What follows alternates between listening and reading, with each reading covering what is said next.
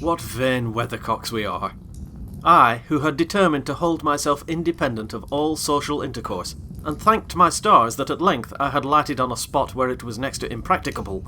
I, weak wretch, after maintaining till dusk a struggle with low spirits and solitude, was finally compelled to strike my colours, and under pretence of gaining information concerning the necessities of my establishment, I desired Mrs. Dean, when she brought in supper, to sit down while I ate it, hoping sincerely she would prove a regular gossip, and either rouse me to animation, or lull me to sleep by her talk. "You have lived here a considerable time," I commenced. "Did you not say 16 years? 18, sir. I came when the mistress was married, to wait on her. After she died, the master retained me for his housekeeper." "Indeed." There ensued a pause. She was not a gossip, I feared, unless about her own affairs, and those could hardly interest me. However, having studied for an interval, with a fist on either knee, and a cloud of meditation over her ruddy countenance, she ejaculated, "Ah, times have greatly changed since then." "Yes," I remarked. "You've seen a good many alterations, I suppose." "I have, and troubles too," she said. Oh, I'll turn the talk on my landlord's family, I thought to myself. A good subject to start. And that pretty girl widow, I should like to know her history, whether she be a native of the country, or, as is more probable, an exotic that the surly indigene will not recognise for kin. With this intention, I asked Mrs. Dean why Heathcliff let Thrushcross Grange, and preferred living in a situation and residence so much inferior. "Is he not rich enough to keep the estate in good order?" I inquired. She returned, "Rich, sir?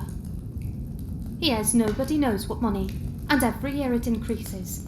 Yes, he's rich enough to live in a finer house than this, but he's very near, close-handed, and, if he had meant to flit to Thrushcross Grange, as soon as he heard of a good tenant, he could not have borne to miss the chance of getting a few hundreds more.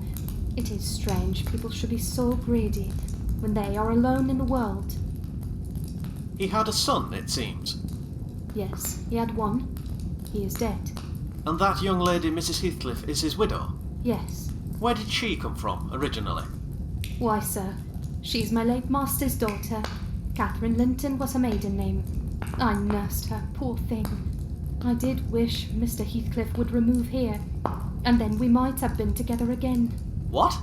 Catherine Linton?" I exclaimed, astonished. But a minute's reflection convinced me it was not my ghostly Catherine. "Then," I continued, "my predecessor's name was Linton." "It was." "And who is that Earnshaw, Hareton Earnshaw, who lives with Mr. Heathcliff? Are they relations?" "No, he's the late Mrs. Linton's nephew." "The young lady's cousin, then?" "Yes, and her husband was her cousin also. One on the mother's, the other on the father's side. Heathcliff married Mr. Linton's sister." "I see the house at Wuthering Heights has Earnshaw carved over the front door. Are they an old family?" "Very old, sir, and Hareton is the last of them, as our Miss Cathy is of us. I mean, the Lintons. Have you been to Wuthering Heights? I beg pardon for asking, but I should like to hear how she is." "Mrs. Heathcliff? She looked very well, and very handsome. Yet, I think, not very happy." "Oh dear, I don't wonder. And how did you like the master?" "A rough fellow, rather, Mrs. Dean. Is not that his character?" "Rough as a saw edge, and hard as whinstone. The less you meddle with him, the better." "He must have had some ups and downs in life to make him such a churl. Do you know anything of his history?" "It's a cuckoo's, sir. I know all about it, except where he was born, and who were his parents, and how he got his money at first. And Hareton has been cast out like an unfledged dunnock. The unfortunate lad is the only one in all of this parish that does not guess how he's been cheated." "Well, Mrs. Dean, it will be a charitable deed to tell me something of my neighbours. I feel I shall not rest if I go to bed, so be good enough to sit and chat an hour." "Oh, certainly, sir. I'll just fetch a little sewing, and then I'll sit as long as you please. But you've caught cold. I saw you shivering, and you must have some gruel to drive it out." The worthy woman bustled off, and I crouched nearer the fire. My head felt hot, and the rest of me chill. Moreover, I was excited, almost to a pitch of foolishness, through my nerves and brain. This caused me to feel not uncomfortable, but rather fearful, as I am still, of serious effects from the incidents of today and yesterday. She returned presently, bringing a smoking basin and a basket of work, and having placed the former on the hob, drew in her seat, evidently pleased to find me so companionable. Before I came to live here, she commenced, waiting no farther invitation to her story. I was almost always at Wuthering Heights, because my mother had nursed Mr. Hindley Earnshaw. That was Hareton's father, and I got used to playing with the children. I ran errands too, and helped to make hay, and hung about the farm ready for anything that anybody would set me to. One fine summer morning, it was the beginning of harvest, I remember, Mr. Earnshaw, the old master, came downstairs dressed for a journey, and, after he had told Joseph what was to be done during the day, he turned to Hindley and Cathy and me, for I sat eating my porridge with them, and he said, speaking to his son, "Now, my bonny man, I'm going to Liverpool today. What shall I bring you? You may choose what you like. Only let it be little, for I shall walk there and back, 60 miles each way. That is a long spell." Hindley named a fiddle, and then he asked Miss Cathy. She was hardly 6 years old, but she could ride any horse in the stable, and she chose a whip. He did not forget me, for he had a kind heart, though he was rather severe sometimes. He promised to bring me a pocketful of apples and pears, and then he kissed his children, said goodbye, and set off. It seemed a long while to us all, the 3 days of his absence, and often did little Cathy ask when he would be home. Mrs. Earnshaw expected him by supper time on the 3rd evening, and she put the meal off hour after hour. There were no signs of his coming, however, and at last the children got tired of running down to the gate to look. Then it grew dark. She would have had them to bed, but they begged sadly to be allowed to stay up, and just about 11 o'clock the door latch was raised quietly, and in stepped the master. He threw himself into a chair, laughing and groaning, and bid them all stand off, for he was nearly killed. He would not have such another walk for the 3 kingdoms. "And at the end of it to be flighted to death," he said, opening his greatcoat, which he held bundled up in his arms. "See here, wife, I was never so beaten with anything in my life. But you must e'en take it as a gift of God, though it's as dark almost as if it came from the devil." We crowded round, and over Miss Cathy's head I had a peep at a dirty, ragged, black-haired child, big enough both to walk and talk. Indeed, its face looked older than Catherine's, yet when it was set on its feet, it only stared round, and repeated over and over again some gibberish that nobody could understand. I was frightened, and Mrs. Earnshaw was ready to fling it out of doors. She did fly up, asking how he could fashion to bring that gypsy brat into the house, when they had their own bairns to feed and fend for, what he meant to do with it, and whether he were mad.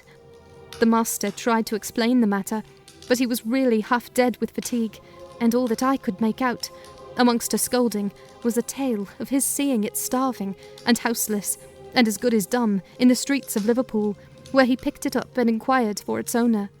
Not a soul knew to whom it belonged, he said, and his money and time being both limited, he thought it better to take it home with him at once than to run into vain expenses there, because he was determined he would not leave it as he found it. Well, the conclusion was that my mistress grumbled herself calm, and Mr. Earnshaw told me to wash it, and give it clean things, and let it sleep with the children. Hindley and Cathy contented themselves with looking and listening till peace was restored. Then both began searching the father's pockets for the presents he had promised them. The former was a boy of 14, but when he drew out what had been a fiddle, crushed to morsels in the greatcoat, he blubbered aloud, and Cathy, when she learned the master had lost her whip in attending on the stranger, showed her humour by grinning and spitting at the stupid little thing, earning for her pains a sound blow from her father to teach her cleaner manners. They entirely refused to have it in bed with them, or even in their room, and I had no more sense, so I put it on the landing of the stairs, hoping it might be gone on the morrow. By chance, or else attracted by hearing his voice, it crept into Mr. Earnshaw's door, and there he found it on quitting his chamber. Inquiries were made as to how it got there. I was obliged to confess, and in recompense for my cowardice and inhumanity, was sent out of the house. This was Heathcliff's first introduction to the family. On coming back a few days afterwards, for I did not consider my banishment perpetual, I found they had christened him Heathcliff. It was the name of a son who died in childhood, and it has served him ever since, both for Christian and surname. Miss Cathy and he were now very thick, but Hindley hated him. And to say the truth, I did the same, and we plagued and went on with him shamefully, for I wasn't reasonable enough to feel my injustice, and the mistress never put in a word on his behalf when she saw him wronged. He seemed a sullen, patient child, hardened perhaps to ill treatment. He would stand Hindley's blows without winking or shedding a tear, and my pinches moved him only to draw in a breath and open his eyes, as if he had hurt himself by accident and nobody was to blame. This endurance made old Earnshaw furious when he discovered his son persecuting the poor fatherless child, as he called him. He took to Heathcliff strangely, believing all he said.